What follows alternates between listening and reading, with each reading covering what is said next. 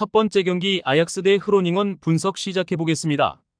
4-3-3 포메이션으로 경기를 진행해 나갈 것으로 보이고 아크폼, 베르구이스, 린슨, 반덴 부머를 중심으로 공격 패턴을 준비해서 득점포를 가동해 나갈 것으로 예상된다.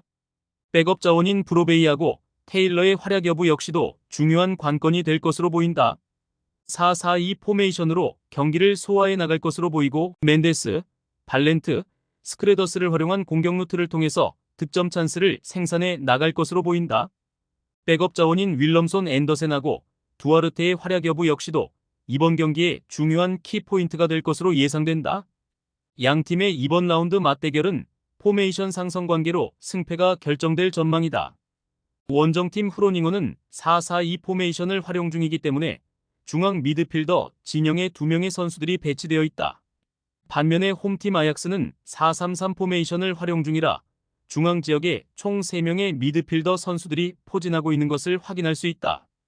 두 번째 경기 브레스트와 대 르하브르 분석 시작해보겠습니다. 4-1-2-3 포메이션으로 경기를 진행해 나갈 것으로 보이고 델 카스티오, 카마라, 아조르케, 드 듀아론을 중심으로 공격 패턴을 준비해서 득점포를 가동해 나갈 것으로 예상된다. 백업 자원인 파브레하고 캄비안의 활약 여부 역시도 중요한 관건이 될 것으로 보인다.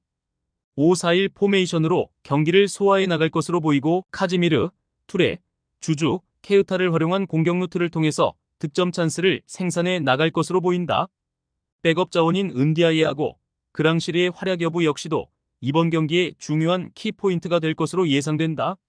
브레스트와하고 르하브르의 전술과 경기력을 다각도로 분석해본 결과 양팀 감독 모두 수비지향적인 전술 컨셉을 즐겨 사용하고 있고 전체적인 수비 라인을 자신들의 페널티 박스 부근까지 많이 내린 상태에서 철저한 선수비 후역습 형태인 보수적인 경기 운영을 선호하는 편이다.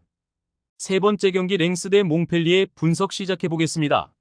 4-3-3 포메이션으로 경기를 진행해 나갈 것으로 보이고 이토주냐, 디아키테, 나카무라를 중심으로 공격 패턴을 준비해서 득점포를 가동해 나갈 것으로 예상된다. 백업 자원인 카드라하고 포파나의 활약 여부 역시도 중요한 관건이 될 것으로 보인다. 4-3-3 포메이션으로 경기를 진행해 나갈 것으로 보이고 알타마리, 노르딘, 아담스, 사바니에를 중심으로 공격 패턴을 준비해서 득점포를 가동해 나갈 것으로 예상된다. 백업 자원인 마암마의 활약 여부 역시도 중요한 관건이 될 것으로 보인다.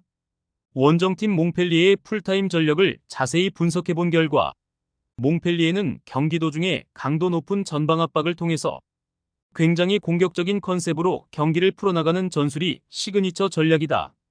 네 번째 경기 스트라스부르 대 랑스 분석 시작해보겠습니다. 4-2-3-1 포메이션으로 경기를 소화해 나갈 것으로 보이고 에메가, 디아라, 윌리, 파크와를 활용한 공격 루트를 통해서 득점 찬스를 생산해 나갈 것으로 보인다. 백업 자원인 칸디라고 세바스의 활약 여부 역시도 이번 경기에 중요한 키포인트가 될 것으로 예상된다. 3-5-2 포메이션으로 경기를 진행해 나갈 것으로 보이고 사이드, 소토카, 풀지니, 차베스를 중심으로 공격 패턴을 준비해서 득점포를 가동해 나갈 것으로 예상된다. 백업 자원인 마차도하고 다코스타의 활약 여부 역시도 중요한 관건이 될 것으로 보인다. 파리하고 6위의 맞대결이 성사되었다. 스트라스부르하고 랑스의 팀 전력과 풀타임 경기력을 자세히 분석해본 결과 파리 스트라스부르는 디아라하고 에메카를 중심으로 한 공격 패턴이 굉장히 위협적이고 6위 랑스의 경우 사이드하고 소토카의 스위칭 플레이가 상당히 인상적이다. 다섯 번째 경기 브라이턴 대 토트넘 분석 시작해보겠습니다. 4-2-3-1 포메이션으로 경기를 진행해 나갈 것으로 보이고 웰백, 주앙 페드로, 미토마, 비퍼르를 중심으로 공격 패턴을 준비해서 득점포를 가동해 나갈 것으로 예상된다. 백업 자원인 길모하고 아딩그라의 활약 여부 역시도 중요한 관건이 될 것으로 보인다. 4-2-3-1 포메이션으로 경기를 소화해 나갈 것으로 보이고 손흥민, 솔랑케, 메디슨, 쿨루셉스키, 존슨을 활용한 공격 루트를 통해서 득점 찬스를 생산해 나갈 것으로 보인다. 백업 자원인 베르너하고 히샬리송의 활약 여부 역시도 이번 경기에 중요한 키포인트가 될 것으로 예상된다. 토트넘은 주중에 진행된 유럽 대항전 경기를 소화한 이후 며칠 쉬지도 못하고 이번 라운드 브라이턴전을 진행해야 하는 강행군 일정을 소화 중인다. 축구는 기본적으로 체력이 뒷받침될 수 있어야 감독이 원하는 전술을 선수들이 경기장 안에서 제대로 구현해낼 수 있는 종목인데 체력적으로 방전된 토트넘 선수들이 이번 경기에서 제대로 된 경기력을 보여주긴 어려울 것으로 예상된다. 여섯 번째 경기 프랑크푸르트 대 바이에른 뮌헨 분석 시작해보겠습니다. 4-2-3-1 포메이션으로 경기를 소화해 나갈 것으로 보이고 에키티케, 괴체, 차이비, 마무시를 활용한 공격 루트를 통해서 득점 찬스를 생산해 나갈 것으로 보인다. 백업 자원인 마타노비치하고 크나우프의 활약 여부 역시도 이번 경기에 중요한 키포인트가 될 것으로 예상된다. 4-2-3-1 포메이션으로 경기를 소화해 나갈 것으로 보이고 무시알라, 그나브리, 케인, 올리즈를 활용한 공격 루트를 통해서 득점 찬스를 생산해 나갈 것으로 보인다. 백업 자원인 코망하고 밀러의 활약 여부 역시도 이번 경기에 중요한 키포인트가 될 것으로 예상된다. 프랑크푸르트하고 뮌헨의 전력과 풀타임 경기력을 다각도로 분석해본 결과 홈 앤드 어웨이 데이터적인 측면에서도 뮌헨의 승률이 더 높게 형성되어 있고 실제 경기력적인 부분 역시도 프랑크푸르트 선수들은 뮌헨하고 비교적 부진한 경기력을 최근까지 보여주고 있다.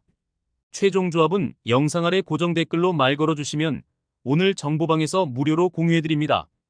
제발 손해보면서 토토하지 말고 다같이 웃으면서 즐겁게 베팅합시다.